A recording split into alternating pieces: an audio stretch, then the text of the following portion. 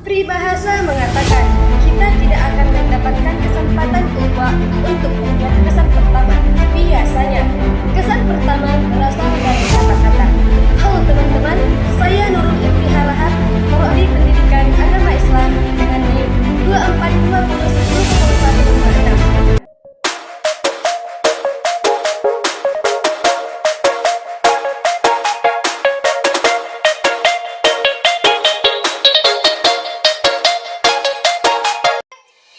Siapa sih yang tidak tahu dengan kata harta?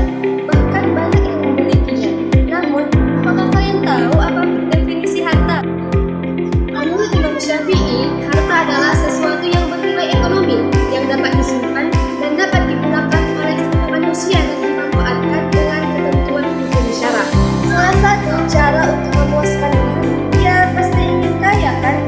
Ada dua unsur mengenai tentang komponen harta. Pertama adalah harta ilmiah. Apa sih yang dimaksud dengan harta ilmiah ini? Harta ilmiah adalah sesuatu yang berwujud fisik. Contohnya seperti bangunan, rumah, masjid, kendaraan, dan lain-lain. Yang kedua adalah urf. Apa sih pengertian urf ini? Urf ini adalah sesuatu yang bernilai ekonomi, yang dapat disimpan dan dapat dimanfaatkan. Contohnya seperti uang. Uang ini adalah yang bernilai ekonomi, yang dapat disimpan dan dapat dimanfaatkan. Harta memiliki posisi loh, yang dimana merupakan perhiasan hidup dan terdapat di dalam Quran Surah Al-Kahfi ayat 46. المال والبنون زينة الحياة الدنيا والباقيات الصالحات خير عند ربك ثوابا وخير أملا. Artinya, harta dan anak-anak adalah perhiasan kehidupan dunia, tetapi amal kebajikan yang terus-menerus adalah lebih baik pahalanya di sisi Tuhanmu serta lebih baik untuk menjadi harapan. A few moments later. Di sini saya akan menjelaskan tentang fungsi harta. Fungsi harta itu banyak kan? Ada yang digunakan dalam kebaikan dan ada juga yang digunakan dalam keburukan.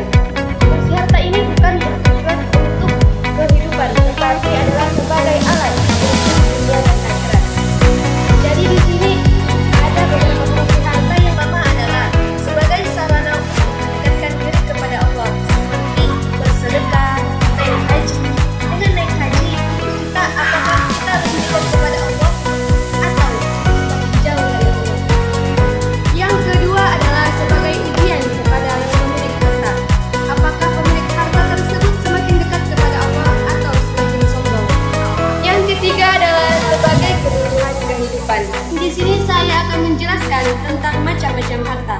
Macam-macam harta ada 4. Yang pertama adalah harta mutaqawwim dan ghair mutaqawwim. Pasti kalian bertanya-tanya, apa sih yang dimaksud dengan harta mutaqawwim dan ghair mutaqawwim? Harta mutaqawwim adalah harta yang bisa diambil manfaatnya. Sedangkan harta ghair mutaqawwim adalah